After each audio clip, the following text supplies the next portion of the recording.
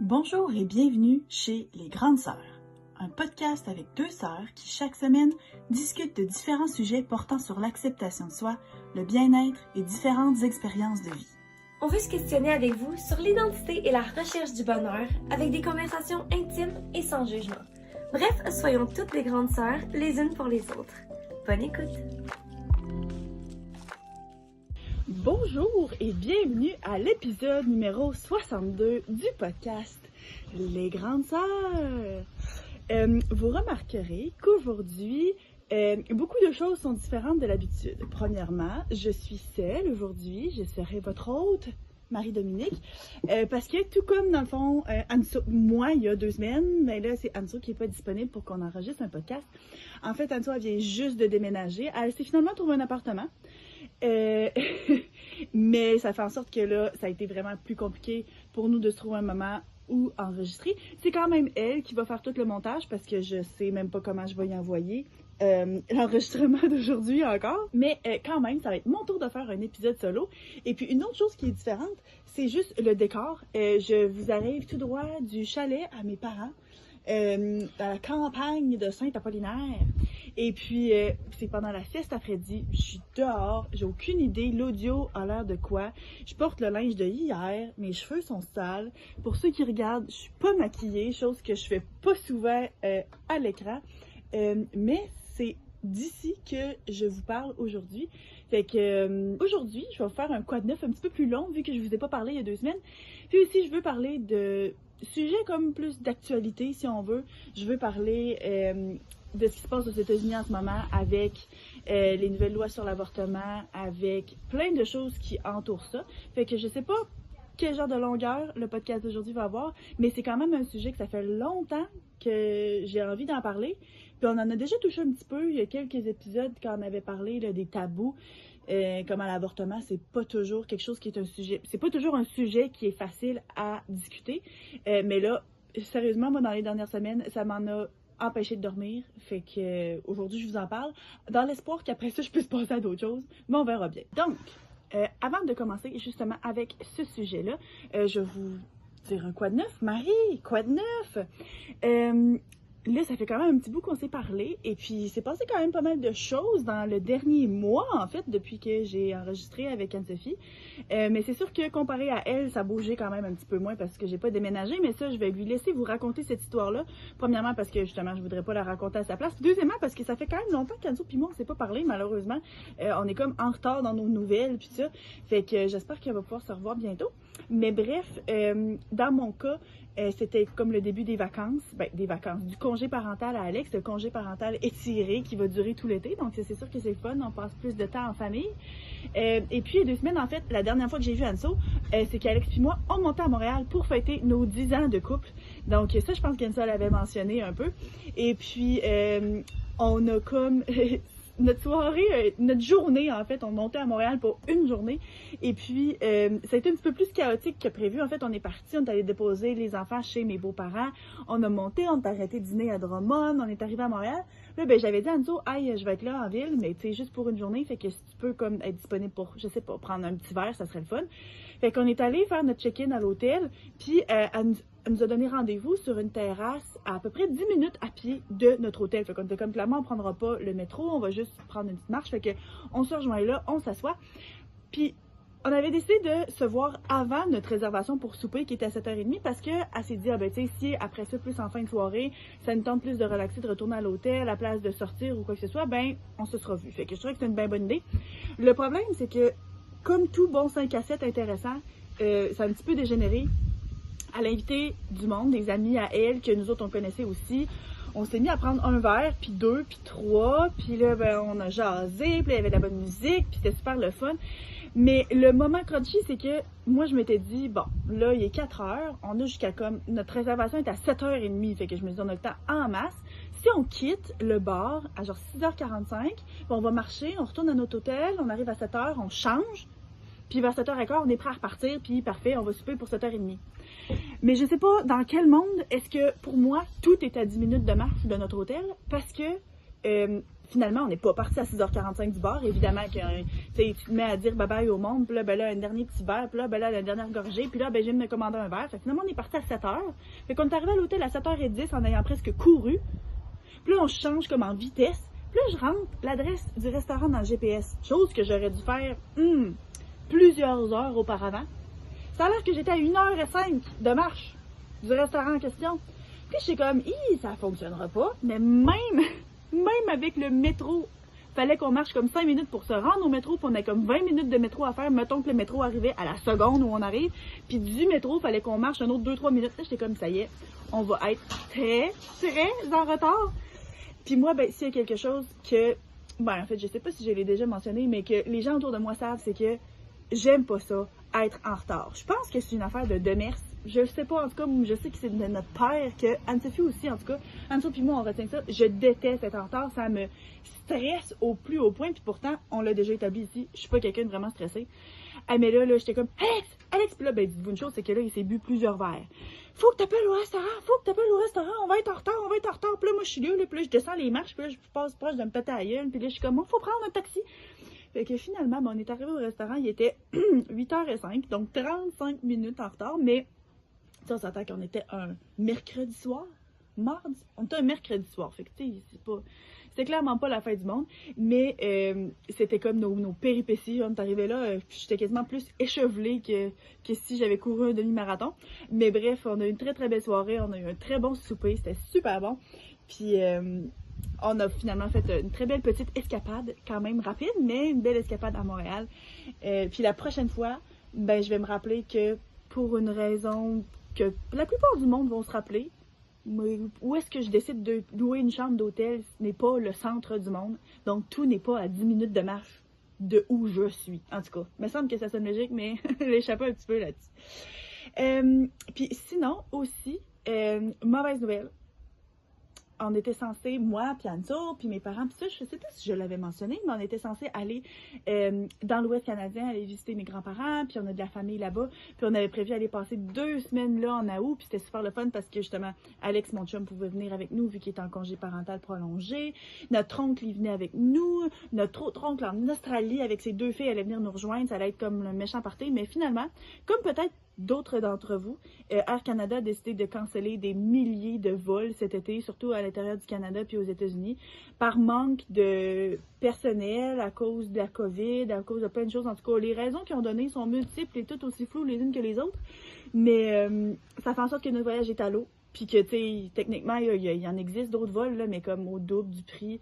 Puis ça faisait comme plus de sens pour nous autres d'essayer de rebooker ça. Donc, nos vacances de l'été sont tombé à l'eau, cancellé, mais on s'est trouvé autre chose. J'ai trouvé un beau gros chalet dans Charlevoix où est-ce qu'on va pouvoir aller passer une semaine.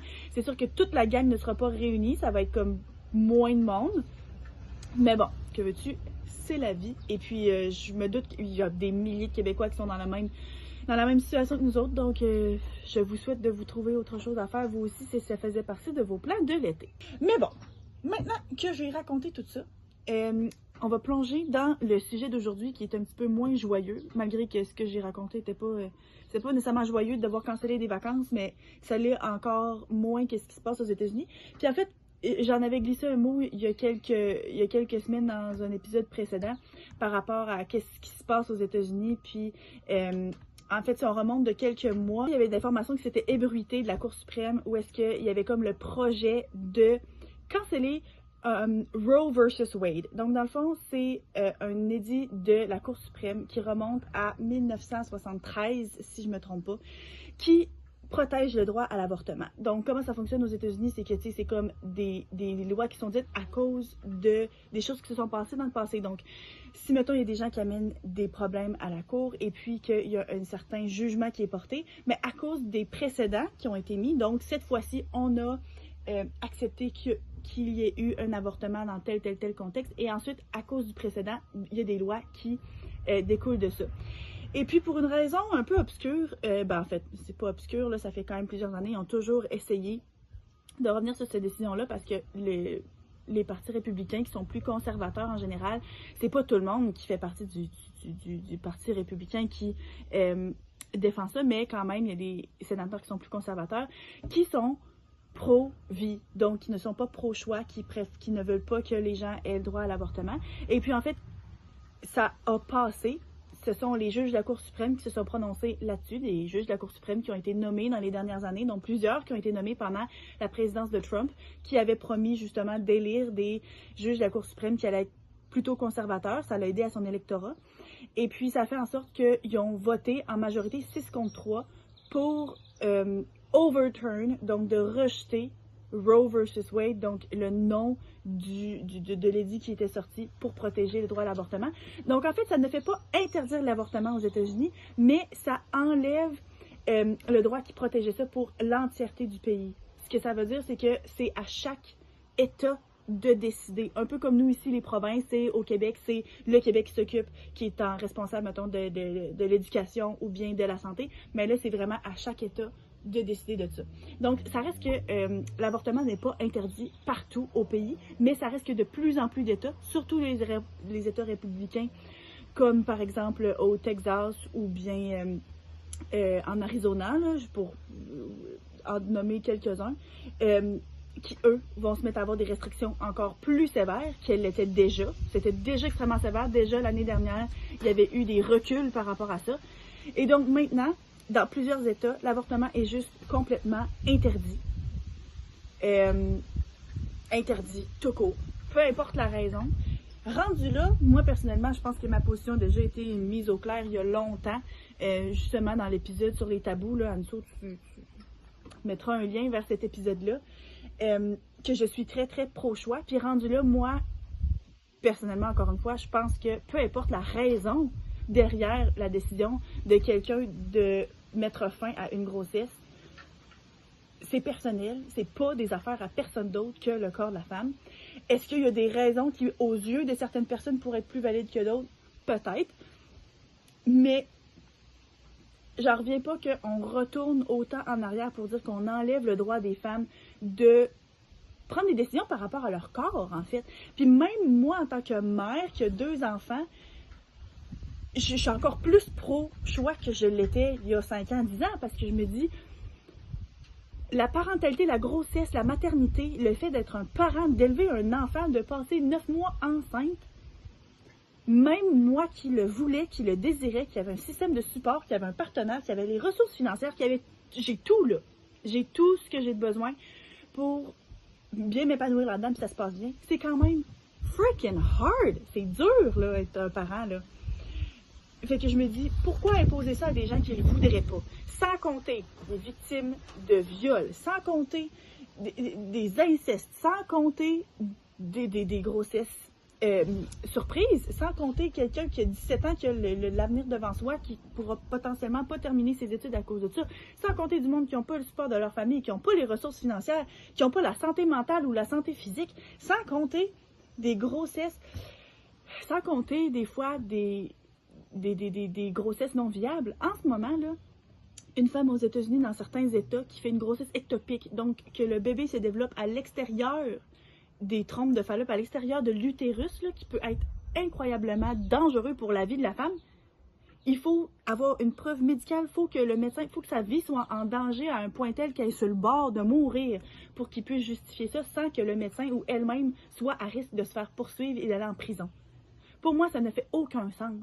Il y a des femmes qui, en ce moment, apprennent que leur bébé n'est pas viable, qu'il va naître avec des malformations, qu'il va mourir pendant la grossesse ou qu'il va naître puis qu'il va avoir seulement quelques heures à vivre, puis qu'ils ne peuvent même pas terminer la grossesse alors qu'ils sont seulement encore dans le premier trimestre, pour raison de je sais pas trop quoi, fait qu'ils vont devoir vivre le traumatisme de continuer à être enceinte pendant des mois pour accoucher un bébé qui pourra même pas faire... Regarde. Donc, c'est le 24 juin dernier qu'on a su cette nouvelle-là. Moi, le soir, j'ai eu la difficulté à dormir. Genre, j'ai mal dormi, puis il y a des moments où est-ce que je somnolais, puis je pensais à ça, puis des fois où est-ce que je rêvais, puis je pensais à ça. Fait que je me suis levée le matin en ayant l'impression d'avoir à la fois dormi toute la nuit, mais pas dormi du tout. Puis j'étais complètement mêlée là-dedans, puis c'est quelque chose qui... J'en pense, puis tu sais, mettons, là, de tous les gens, puis les endroits où est-ce que je suis allée depuis, je suis pas capable de pas en parler. J'en parle avec tout le monde, avec qui ça vient sur le sujet. Puis je l'amène sur le sujet parce que j'en reviens juste pas. C'est comme à un moment donné, il faut que tu passes à d'autres choses dans la vie. Surtout que, comme du monde dit, ben, comme tel, ça ne nous affecte pas ici, mais tu sais, il y en a du monde ici au Canada qui se réjouissent de ça, puis ça risque que les États-Unis, c'est nos voisins, puis il y en a des gens qui disent que la prochaine chose qui va être sous attaque, ça va être les droits à la contraception. Tu sais, il y a un temps où est-ce que les femmes n'avaient pas le droit à la contraception, parce qu'encore une fois, c'est beaucoup d'extrémisme religieux, c'est beaucoup de l'application de la Bible, puis de dire que la vie est sacrée, puis que dès la conception, c'est un être humain, puis tout ça, fait que ça vient beaucoup de là. Puis rendu là, ben la contraception aussi, là c'est pas bon, là, parce que là, tu ralentis, puis tu fais en sorte qu'il y a du monde qui tombe pas enceinte, puis il y a des vies, là, qui ne se rendent pas à terme du fait que tu prends la pilule, là, tu sais, il me semble que ça fait parfaitement du sens, hein. Mais je voyais dans les nouvelles hier, pour vous, c'est il y a quelques jours, qu'il y a une jeune fille en Ohio qui, à l'âge de 10 ans, a été victime d'un viol, qui est enceinte. Venez pas me dire qu'à 10 ans, c'est une bonne idée. Venez pas me dire que ça n'a pas aucun sens. Puis encore une fois, pour les gens qui sortent l'argument de dire, ben voyons donc, moi je serais jamais capable de me faire avorter, fait que c'est pour ça que je suis pro-vie, regardez, moi je suis capable de comprendre ça. Puis moi aussi, j'ai déjà eu cette idée-là de me dire, je pense pas que je serais capable, puis rendu là, encore une fois, tant que tu l'as pas vécu, tu le sais pas. Puis aujourd'hui, moi qui a dans ma tête que ma famille est terminée, puis ça, je sais pas comment je réagirais demain matin si j'apprenais que j'avais une autre grossesse, mais bref, du monde qui dit ben moi je serais jamais capable de me faire avorter, ben parfait, tant mieux pour toi, puis c'est correct. Mais en quoi est-ce que ça devient la décision de chaque personne individuelle pour le reste du monde, pour tout le reste du monde de décider ben non, les autres vont être obligés, eux autres, de garder leur enfant. Mais bref. Puis moi, qu'est-ce qui me dépasse le plus par rapport à ça, c'est qu'aux États-Unis, il n'y a pas de congé de maternité payé. Les femmes sont souvent retardées dans leur carrière à cause de ça. C'est pas comme nous ici où est-ce que le gouvernement nous donne un pourcentage de notre salaire pour nous aider pour rester à la maison pendant 1 an. Il y a beaucoup de femmes qui doivent retourner au travail 6 semaines, 8 semaines après la naissance du bébé. Hey, c'est 2 mois, ton bébé il y a 2 mois. Puis après ça, ben comment c'est difficile d'allaiter dans ce temps-là. Et puis, si tu n'allaites pas, ben tu as de la formule. Puis pour ceux qui en ont entendu parler, dans les derniers mois, il y a eu vraiment des pénuries de formules, donc de préparation pour nourrissons dans les magasins. Donc, il y a eu une usine aux États-Unis qui alimentait la plupart des marques de formules ils ont trouvé une bactérie et puis il y a des enfants malheureusement qui sont tombés malades après avoir consommé certaines sortes de formules et puis dont 2 bébés qui en sont décédés et puis donc il a fallu qu'ils ferment l'usine pour faire un nettoyage, pour tout réviser plein de choses. Puis le gouvernement n'a pas voulu, les républicains ont voté contre de venir en aide à ces familles-là, de faire un pont aérien pour qu'il y ait de la formule de l'étranger qui soit livrée plus vite. Fait que le monde est laissé à eux-mêmes par un gouvernement qui les force à avoir des enfants, mais qui ne va pas les aider en termes de filet social pour ce qui est de leur donner d'un congé de maternité, pour leur donner des ressources pour nourrir leurs enfants, pour ce qui est de s'occuper des enfants. Là-bas, ça n'existe pas des garderies subventionnées comme on a ici au Québec, des CPE ou quoi. Fait que le monde dépense des centaines, des milliers de dollars par mois pour faire garder leurs enfants. Moi, normalement, quand on a plus qu'un, c'est impossible, à moins de faire un salaire de fou. Fait que ça fait quoi? C'est que ça fait que la mère est obligée de rester à la maison. Tu restes à la maison pour t'occuper de tes enfants parce que c'est plus rentable comme ça, mais après ça, tu as un trou dans ton CV, ta carrière avance pas autant. Fait que je vois vraiment pas en quoi est-ce que ça peut aider le statut de la femme d'avoir aucun pouvoir, aucune décision sur ton corps, sur c'est quoi ton futur. Donc, je vois ça comme étant un énorme cercle vicieux absolument horrible où est-ce que, justement, la femme est remise à sa place. C'est comme, ben non, maintenant, les femmes sont acceptées dans les universités, tu peux avoir des jobs, il y a de plus en plus de femmes haut placées, puis ça. Mais est-ce surtout pas un enfant? Parce que sinon, ben, tu vas être obligé de rester à la maison, parce que, justement, le coût de la vie est trop élevé pour s'en occuper, mais là, tu peux pas décider de pas en avoir non plus. Puis rendu là, il faut se rappeler que la contraception, c'est pas... On dirait que je me dis, je suis en train de répéter des choses que j'ai vues passer tellement partout sur les réseaux sociaux, puis comme je me demande à quel point est-ce que ça vaut la peine de comme prêcher ça dans le podcast en ce moment, mais comme c'est juste tellement de choses dans ma tête qui ruminent, puis c'est comme, je m'étais dit d'avance que j'allais comme faire une liste, puis prendre des notes, puis comme faire des recherches plus approfondies, puis j'étais comme ça sert à rien, parce que ces informations-là sont disponibles pour le monde, pour les avoir. Mais c'est juste que, tu sais, quand... Et c'est ça, je peux comme pas m'empêcher de pas discuter ça parce que je me dis ça n'a pas de bon sens. Puis ce qu'il faut comprendre aussi, le pire là-dedans, là, c'est que, tu tu sais, c'est juge de la Cour suprême là, ou ces sénateurs là, ou n'importe qui peut se retrouver dans une situation comme ça, que leur femme, que leur fille, que leur maîtresse va tomber enceinte d'une grossesse non voulue. C'est des gens riches qui font partie de la société, dans les hauts rangs de la société. Ils ont les moyens de prendre 3 jours de congé, de payer un billet d'avion pour aller dans l'État de New York pour avoir un avortement qui est sécuritaire. Mais c'est qui va être pénalisé là-dedans? Ça va être des gens des minorités, des gens qui sont moins fortunés, qui n'ont pas les sous, qui n'ont pas les moyens, ceux qui n'avaient même pas les moyens de prendre le temps d'aller se faire vacciner parce qu'ils ne pouvaient pas prendre une demi-journée de congé pour faire la file, se faire vacciner, puis ensuite potentiellement avoir des effets secondaires. Pensez-vous qu'eux autres, ils ont le temps de prendre 3 jours de congé pour voyager des centaines de kilomètres pour aller dans un autre État pour une procédure qui coûte des sous aussi parce qu'on est aux États-Unis? Fait que le gouvernement ne paye pas ça, à moins que tu aies des assurances, là. Fait que c'est encore une fois des minorités du monde qui. Des femmes, mais aussi bon, des gens en général. Là, je veux pas éliminer des personnes trans ou. Tu sais, dans le fond, toutes les personnes en général qui pourraient avoir besoin d'un avortement.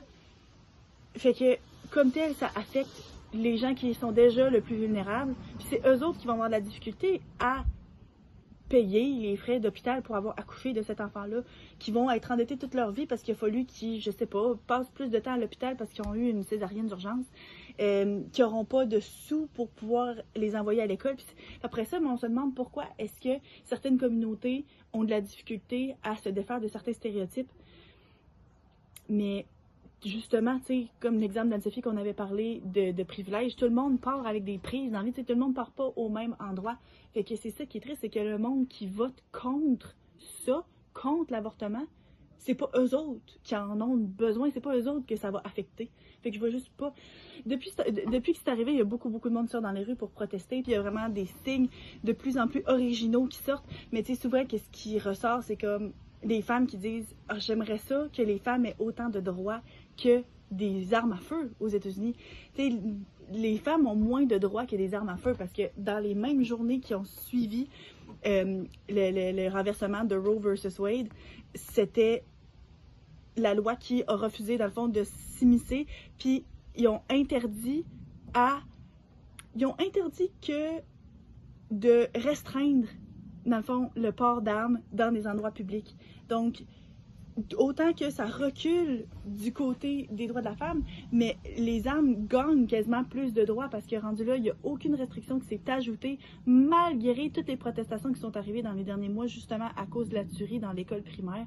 Ils sont même pas encore capables de passer des lois où est-ce que le monde serait restreint dans leur port d'armes dans des endroits publics. Donc, tu t'en vas dans n'importe quel centre d'achat, puis t'es pas plus en sécurité que tu l'étais, puis il n'y a rien qui vient contrevenir à ça. Puis encore une fois, est-ce que le monde va continuer à avoir des armes à feu en public, même si ça devient interdit? Oui. Mais est-ce que ça peut aider? Mais oui, c'est sûr. Au même titre que les avortements, c'est pas parce que c'est rendu maintenant illégal puis que t'as pas le droit que le monde ne le fera pas quand même. Puis c'est ça le problème aussi, c'est que maintenant le monde va faire ça de façon clandestine, vont avoir des pratiques qui sont pas salubres, qui, tu sais, on a comme tout déjà entendu bon le genre de cliché là que dans le temps de nos grands-mères, ils faisaient ça avec des aiguilles à tricoter.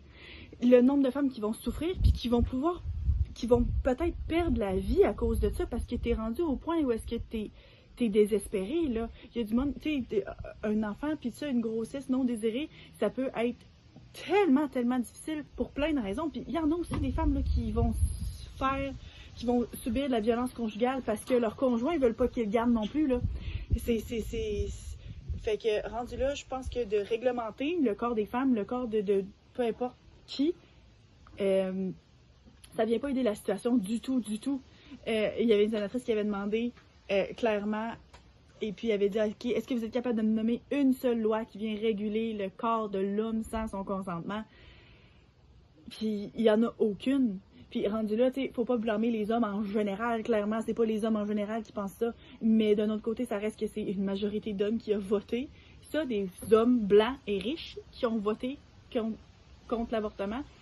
Puis je comprends juste pas pourquoi est-ce que quelqu'un qui ne tu ne peux même pas comprendre qu'est-ce que c'est d'avoir un enfant peut avoir comme mot à dire là-dedans.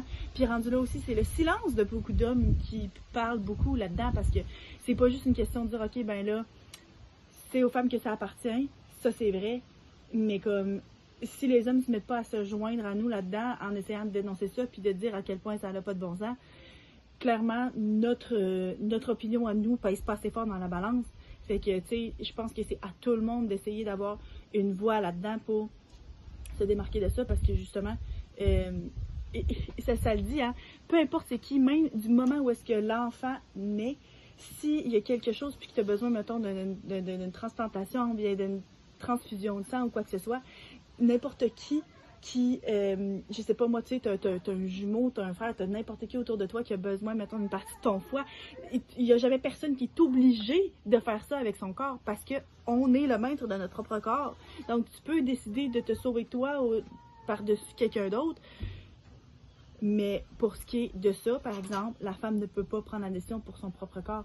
Puis, il y a une gynécologue, une médecin gynécologue que je suis sur les réseaux sociaux. Elle s'appelle Mama Dr. Jones, s'il y a du monde qui veut la suivre. Elle est sur YouTube, puis aussi très active sur Instagram. Et puis, elle, comme elle dit, il y a du monde qui ne veut pas le parler en faveur de l'avortement parce qu'elle, en tant que médecin, elle sait que c'est quelque chose qui peut avoir une grosse atteinte à la santé de la femme, justement dans les complications de grossesse puis tout ça. Puis il y avait du monde qui était là puis qui lui envoyait des injures et des insultes parce qu'elle disait que justement un bébé avant un certain nombre de semaines de gestation n'est pas viable. Donc tant que le bébé, si mettons tu étais pour accoucher prématurément, que le bébé n'est pas viable, ne serait pas capable de survivre par lui-même, mais comme tu sais, justement, avant ça, justement, on parle d'un fœtus, pas d'un enfant. Puis il y avait du monde qui était super insultant en disant, voir, tu es en train de me dire que, genre, le bébé que moi j'ai perdu en fausse couche à 8 semaines, c'était pas, genre, un vrai bébé. Puis encore une fois, c'est une question de la façon que tu le vois, que tu le considères, puis que tu le ressens. Parce que moi, qui avais des grossesses voulues, oui, même rendu à seulement 8 semaines de gestation, je voyais l'amas de cellules dans mon ventre comme mon bébé parce que je le désirais puis je le voulais puis c'est correct. Puis c'est vrai que justement, lors d'une fausse couche, la perte d'un bébé, c'est incroyablement difficile parce que c'est sûr que tu attaches des sentiments à ça. Mais indépendamment de ça, il faut être capable de se détacher puis de se dire que pour quelqu'un qui se trouve dans une situation différente, qui n'attache pas les mêmes sentiments, qui n'est pas dans la même situation, qui attend un enfant qui est peut-être le résultat d'une relation qui est même pas consentante ou quoi, ben rendu là, c'est pas vrai que c'est déjà rendu un humain, que ses poumons sont pas formés, que pour l'instant, ce n'est pas encore vraiment un bébé à part entière. Puis, scientifiquement parlant, on parle pas d'un bébé jusqu'à la naissance. Avant ça, on parle du fœtus. Fait que c'est juste deux choses différentes. Puis, loin de là, justement, l'idée à elle ou même à moi de faire mal à quelqu'un en disant, ben non, toi, la perte que tu as vécue, c'est pas valide, puis c'était même pas un bébé. Pas du tout. C'est pas ça. Mais justement, je pense que c'est du cas par cas, puis de s'immiscer dans le cas par cas de tout le monde, ça n'a pas lieu d'être. Puis justement, tu sais, il y a plein d'autres signes par rapport à ça, où est-ce que justement, il y a un jeu de mots en anglais. Look at the elephant in the womb. Donc, l'éléphant dans la pièce, en anglais, elephant in the room. Mais womb, c'est genre ton ventre, l'endroit où est-ce qu'un enfant grandit en anglais. Fait que, tu sais, justement, de c'est qui prend toute la place dans même notre corps, puis l'éléphant en plus étant l'animal représentatif des républicains. En tout cas, bref, c'est vraiment comme des messages qui frappent fort, mais qui frappent fort aux yeux de qui. J'ai bien hâte de voir, mais encore une fois, il y a plein de monde qui sont sortis dans les rues en portant, mettons, des déguisements dans la servante écarlate, justement, avec les grosses œillères pour pas voir autour de soi. Fait que c'est juste une grosse perte d'économie. Une grosse perte d'autonomie pour les femmes en général. Puis je trouve juste ça fou de penser que leur gouvernement ait pu laisser ça aller comme ça. Puis que ça a été pas nécessairement facile, mais autant atteignable. Là, parce qu'on en a entendu parler il y a quelques mois, puis parfait, c'est passé, c'est fait. Fait que quand même complètement fou de penser que c'est quelque chose qui fait partie de notre réalité, puis qui comme tel n'est pas, ça montre que justement on est à l'abri de rien. Puis pour reprendre quelque chose que j'avais partagé sur les réseaux sociaux, sur mon Facebook personnel, la session dernière, ben juste avant que je parte en congé maternité, j'avais fait lire La servante écarlate de Margaret Atwood, donc de Handmaid's Tale, en lecture à mes étudiants. Puis j'avais un étudiant qui avait dit que, bon, le livre l'avait pas intéressé parce que c'était trop impossible, c'était trop bizarre comme contexte. Puis tu sais, c'est un livre, c'est une dystopie, donc c'est normal de pas nécessairement avoir de quoi connecter. Mais en même temps, c'est que à ce moment-là, déjà, il y a certains États qui émettaient des restrictions sur justement le droit à l'avortement pour que les gens ne puissent pas en faire après 6 semaines de gestation, qui est ridiculement tôt dans la grossesse. Puis j'avais dit, faut pas penser que ce qu'on a comme liberté, puis là, ben ça, c'est une liberté reproductive, c'est une liberté pour nous, les femmes, par rapport à notre corps. Mais n'importe quelle autre liberté, on peut pas les prendre pour acquis. Si on pense à d'autres choses qui se passent autour du monde, comme le conflit en Ukraine, puis ça, le monde perd des libertés. On sait jamais à quel point est-ce qu'on est à la merci des décisions de personnes qui sont pas nécessairement connectées à nous. Fait que faut pas prendre pour acquis ces choses-là. Puis moi, ça me fait... Je sais qu'Anne-Sophie est clairement d'accord avec moi, mais j'aimerais bien pouvoir l'entendre sur le sujet, puis pas juste en faire un monologue. Mais c'est ça. Je suis juste complètement outrée, puis déçue, puis... Tu sais, j'ai vu passer, je fais partie des quelques communautés sur les réseaux sociaux, des communautés diverses, mais dont la plupart du monde viennent principalement des États-Unis. Puis j'en vois passer des posts du monde qui disent « Ah ben là, on allait concevoir, mais là, on se demande si on veut vraiment un deuxième enfant, ou bien j'ai des œufs de gelée, parce que puis j'ai des embryons qui sont prêts à être implantés, mettons, pour ceux qui faisaient de la fécondation in vitro. Mais là, on se demande, parce que s'il y a des complications ou quoi, ça serait compliqué pour moi de avoir un avortement si, mettons, parce que souvent aussi quand c'est des traitements de fertilité, il peut avoir des complications possibles, ben, tout comme une grossesse naturelle, mais aussi des fois des malformations, des choses comme ça, puis qu'à ce moment-là, il n'y aurait même pas le contrôle, même pas la possibilité de mettre à terme une grossesse. C'est comme, c'est incroyablement triste de penser qu'il y a du monde qui vont s'empêcher de tomber enceinte par peur de ne pas pouvoir un avortement si finalement il y a quelque chose qui se passe pas bien. Tu sais, c'est comme ça. Ça fait aucun sens finalement. Puis en même temps de ça aussi, encore aujourd'hui, on apprend qu'il y a eu une fusillade. Aujourd'hui, c'est à Chicago. Il y a quelques semaines, c'est dans une école de Uvalde, encore une fois aux États-Unis. Il y a des enfants, il y a des adultes, il y a des gens qui meurent parce qu'ils veulent pas réguler le port d'armes aux États-Unis. Puis t'es comme, ok, fait que là finalement, je vais être obligée d'avoir des enfants que je ne pourrai pas nourrir, que je pourrai pas faire garder, que je pourrais pas m'occuper parce que je vais être obligée de retourner au travail, je vais les envoyer à l'école où est-ce qu'ils seront pas en sécurité, où est-ce que n'importe qui peut rentrer avec une arme à feu à n'importe quel moment. Puis, mais tu sais, c'est comme... c'est comme un cercle vicieux pour moi qui fait aucun sens.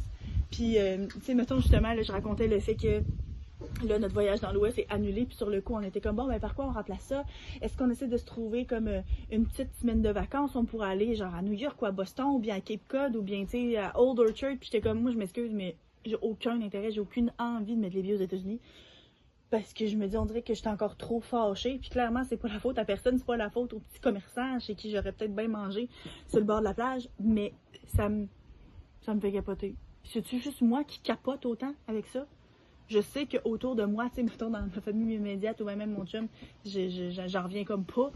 Et je me demande si je suis la seule à autant capoter parce que dans quel monde qu'on vit, ça n'a pas de bon sens. Puis tu sais aussi, moi je me dis, en tant que femme qui a des enfants, qui a une fille, tu sais, de me dire, ok, c'est beau, là, moi, telle que telle, ok, je vais continuer à prendre. Ma famille est terminée, j'ai eu des grossesses faciles, c'est parfait.